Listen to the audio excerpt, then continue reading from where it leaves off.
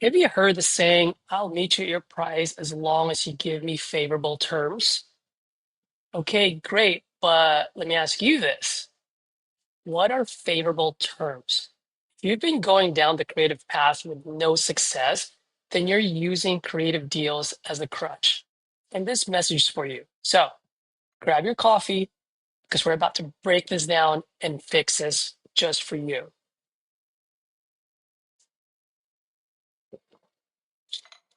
Before we go any further, we have to set the foundation. The number one skill set we gain from wholesaling that you can use in any industry, anywhere in the world is this. Our job is to find underpriced assets and negotiate them into profit. Let me repeat that. Find underpriced assets and negotiate them into profit. If your mind immediately jumps to creative financings because you cannot or do not know how to get the true price out of the seller, right then and there, your foundation is weak. And weak foundations crumble unless you just get lucky. Okay. So here are the 3 steps to real creative deals. And step 1 is quite simple. Find out what that property can rent for. Once you have that number, the maximum monthly payment, okay, the maximum monthly payment you can afford to pay the seller is 40 to 50% of rent. That means you anchor low at 30 to 35, so you can land at 40. And why is that? Let me explain this, guys, in layman terms, okay? So instead of doing all the numbers, I'll make it as simple as possible. Let's assume for a second rent is $100. Okay, I'm going to use $100 because that's 100% of the rent. Okay, so if rent is $100 a month, 30% of it is gone right away. Why? Because that buyer, or in this case, it would be the landlord, right, would set 30% aside for uncollected rents, vacancies, property management, maintenance, capex, you name it. Okay. So that 30% is gone. And this is how I explain this to the seller. Hey, John, so out of the $100, 30 dollars is gone already, right? So 30% is gone. So what are we left with? I'm left with 70%.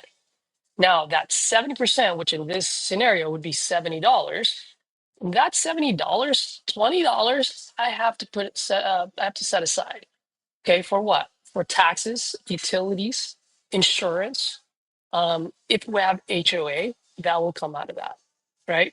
So 20% is gone, or in this case, $20. So 30 is gone, 20 is gone. What are we left with? Now we're left with just $50. So, John, here's the thing. You may think that I'm actually cash flowing $60, but I'm not. So what I'm willing to do is I'm willing to give you $40 a month while you're sleeping cozy late night at 3 o'clock in the morning in your warm bed. And I only get $10 a month. And I'm the idiot who's getting the phone call at 3 o'clock in the morning because the pipes burst. So I don't know about you, John, but I think you got the better end of this stick here. You're getting 40% of that monthly rent, and you never have to worry about tenants and toilets again. I, on the other hand, I'm only pocketing 10% of that rent, and I'm the one that has to worry about tenants and toilets. Does that make sense, guys? So if you're able to explain this to the seller, then they can understand why you can only afford to pay them 40% of the rent. Okay. You want to stay under 40, so that way it gives the end buyer more chance to cash flow. Push comes to shove, if you have to come up to 50, you can come up to 50, but that also means you have to have other terms that's favorable for the end buyer. Okay. So just be safe, land at 40, you should be good to go. And guys, I know there are buyers out there that will buy for tax purposes, for depreciation, for all of these. At the end of the day, guys, there aren't too many people that have deep pockets like Pace, RJ, or all of these other buyers that have been doing this for a long time. Okay. Most people, especially today, are buying deals because they can cash flow. That's all they want to do is cash flow. So cash flow is the foundation of the deal, and then everything else can be built on top of that. Okay. Hopefully that makes sense. So now that I've explained that, let's go to step 2, which is finding the pain. Why are they selling? Be the solution or simply walk away. Okay, so what's breaking? What happens if they don't sell? Then ask yourself, does my down payment and monthly payment actually solve their problem? If yes, then you're the solution. If not, then you're not the solution and you don't have a deal, no matter how creative it sounds. And that's okay, guys, because we're not always the solution. So stop forcing the deals that don't want to exist. Okay. So let me explain to you what I mean by does my down payment help in my monthly payment? I'll give you guys one example that hopefully can just hit you guys. So let's say I'm talking to someone and they're looking to sell because they're getting older and their goal in life was to just travel across the country. Okay. That's a great opportunity for you to dig deep and be curious. Oh my gosh, that is so awesome. I've actually been doom scrolling on Instagram and Facebook and YouTube about all of these converted vans. Oh my gosh, that's something that I absolutely want to do. Just curious, are you buying a converted van or an RV? Do you have one already? Oh no, I don't. So what are you looking to get? Oh, I'm looking to get an RV. Great. Have you have one picked out yet? Yes, I do, or no, I don't. Either way they answer, your next question should be, well, how much do you think that RV is going to cost you? I'm sure you've done some research. So why is that important? Because whatever that cost is, that is your down payment. If you can afford to give them the full amount, then now your line is, hey, what if I buy that RV for you? Would that help get you closer to your goal quicker? Right? Or what if you can, what if, let's assume for a second, you can only afford to give her 10% down or $10,000. Okay. And let's say the RV is 15,000. Well, at that point, you can ask, well, geez, what if that RV only costs you $5,000? Would you pick it up today? And what are they going to say? Of course, they're going to say yes. So at that point, what you did is you just attach your $10,000 down payment to help them get that RV. So that is very important. That is how you attach their goal, their motivation, their pain to what you can afford to pay. Okay. Now, regarding down payments, guys, just remember when it comes to creative deals, usually end buyers want to have an entry fee of 10%. So if you want to have an entry fee of 10%, then that means the down payment to the seller plus your assignment fee would equal to 10%. Now, can you get it to 15, maybe even 20? Yes, if all the other terms are favorable to what? To the end buyer. So once again, it's all about levers, which we're going to go to the next step. Um, but you want to stay as close as possible to 10% uh, entropy. Okay, so now gave you guys an example on a down payment. So how else can I carry this conversation? Wow. So you're going to get an RV. Where's your first stop? Where are you going to go? Oh, you're going to go to Arizona. Great. Do you have family there? What's going to happen if you go to a city and you don't have a family? Have you looked at how much gas is going to cost you? Have you ran the numbers? How much is this amazing goal of yours going to cost every single month? Right? And why is that important? Because once again, you can attach your monthly payment to their monthly expenses. So if they say something like, dude, I've looked, it's probably going to cost me about $1,000 a month on or $500 a month on gas.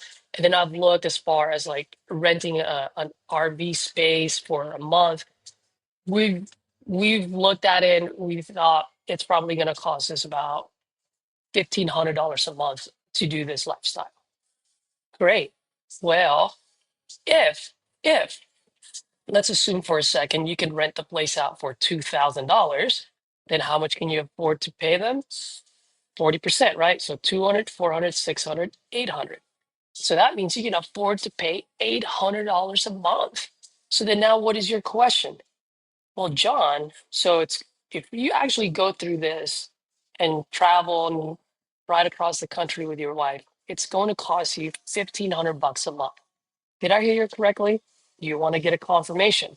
And they're going to say yes. Great. Okay. Well, just curious, what if it was only $700 a month? Would that help? Right? I'm asking out of curiosity. I have not mentioned seller finance. I have not mentioned them carrying a note. I have not mentioned anything about creative deals. All I'm doing is finding their pain, or what Pace would like to say, find the bunnies, and I'm attaching what? Values for each one of those things. So that way, my monthly payment will be valuable and beneficial to them, and my down payment will be valuable and beneficial to them. Hope that makes sense, guys. This is really, really important because this is how you're going to open the mind of the seller to getting into the creative deals. Once again, if you are the solution, if your monthly payments and your down payment can help them, you're the solution. If not, then you're not, and that's okay. All right. And by the way, you don't have to achieve 100% of it. If you're lucky enough that you can, oh gosh, by all means, hammer that home all day, every day. But if you can just lower their monthly expenses by 50%, by 80%, man, anywhere where you can lower their monthly expense will be a benefit to them. All right. So hopefully that makes sense, guys. And let's go into step 3, which is what I call the levers. Step 3 is explanation and negotiation. There are 4 terms in a creative deal: price, down payment, monthly payment, and length of term. Okay. Notice what I didn't say: interest. We want that at 0%. Tell the seller, Mr. Seller, for this to be a win-win situation, you get to pull on 2 levers and I pull on 2. That way we both win. Is that fair? Then I ask, between price, down payment, monthly payment, and length of term, which 2 matter to you the most? And let them answer. Sellers usually choose price and down, or down and monthly. Either way, they pull on 2 and you control the other 2.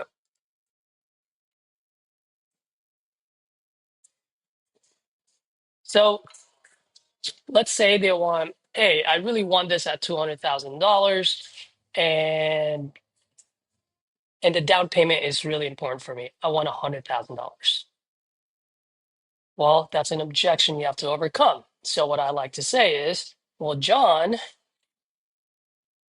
if I have to pay you 50% down payment now, if you don't mind me asking, why would I go to Bank of John to do a 50% down payment when I can go to Bank of America and do 20% down payment? Right? And at the end of the day, they can't answer that question unless they're not motivated. If they're not motivated, they're going to say, well, I don't give a shit. That's what I want, which is fine. Right? But if they are motivated, they're going to be like, well, that makes sense. Why would you go to me versus Bank of America? So in that way, I have to do a little bit of explanation. Well, John, here's the situation. In order for this to be favorable, right, for both you and I just need to make sure that, you know, typically when it comes to doing something creative like this, I want to be all in at 10%. So if you're looking for $200,000 as a price point, I can afford to give you $20,000. Or in this case, you can say 10, so that way your second fee would be 10, right? And John would be like, well, Caesar, that's too low. You don't have enough skin in the game. Well, actually, John, I do, because it's not only 10% that I'm out pocketing right away, but I'm also having to fix the house in order for me to get this thing rent ready. And that cost, that's going to be about another $20,000. So really my all in here is $30,000. So John, here's the thing. I know 10,000 is not 100. I get it. But if you don't mind, earlier you mentioned to me that your RV is going to cost you $15,000. And I understand 10 is not 100, but John, you also mentioned that if you could buy an RV today or 2 weeks from today for only 5,000, you would grab it. Well, John, I just paid $10,000 of that RV. Now all you have to do is come up with a 5. Now, do you guys see how powerful that is when you can attach your value to what they want or what they need? That is powerful, guys. That is leverage. So let's say I go, okay, I really want the price of 200. Fine, I'll give you 200. And then what's important to you? The down payment. Great. John, I'll give you the 10,000. Are we good to go on that one? Yeah, we are. Sweet. So John, you're getting $200,000 as a price point and $10,000 monthly payment. Oh, sorry, down payment. John's gonna say, great, wonderful. So now that you pulled on two levers, let me pull on the other two. Okay. Now, in order for this to make sense and for me to meet you at your number, okay, which is retail price or above retail price, whatever it is, in order for me to do that, I need to cash flow. Okay, because I'm gonna rent this out and I just need to make sure that I am able to cash flow on this. So first lever that I'm gonna pull is the monthly.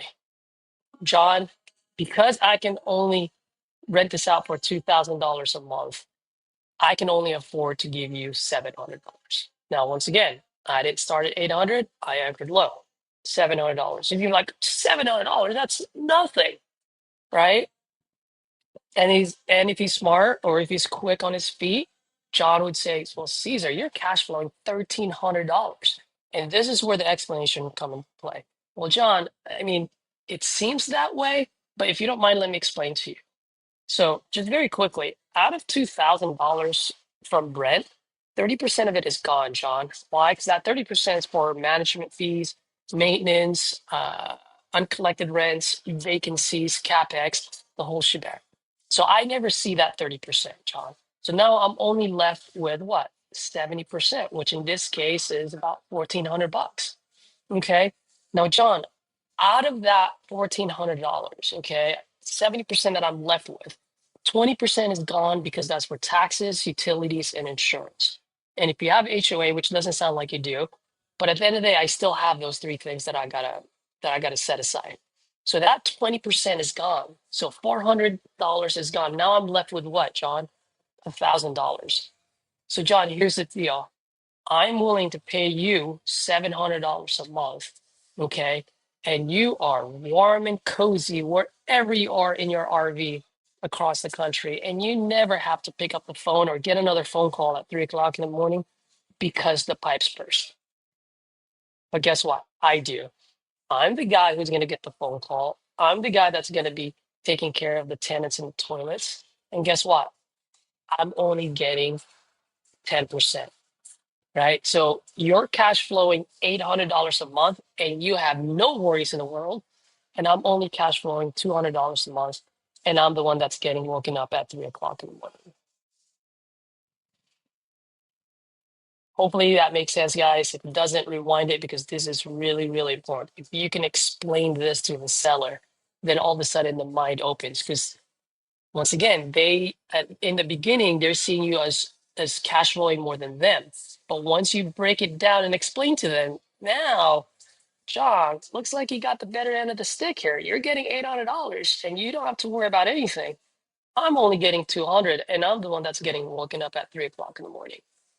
That is a hammer of a question, not question, sorry, a hammer of a closing line that usually opens up the seller's mind. Okay. So guys, hopefully you guys understand that. Know what it's renting out for, know what pain that you can solve, attach your monthly, your down payment to achieve that pain, or I shouldn't say achieve, solve that pain or achieve their goal. Okay.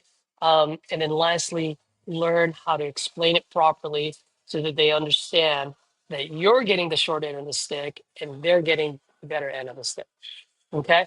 So now that you know what favorable terms actually look like, use creative financing when it's necessary, but do not, and I repeat, do not use it as a crutch because your job is still the same. Find underpriced assets and negotiate them into a profit. So be present, be curious, find the third, fourth, fifth layer of motivation. And if the solution is creative, so be it, but exhaust the cash deal first. All right, folks, speed and volume. And as always, speed and volume.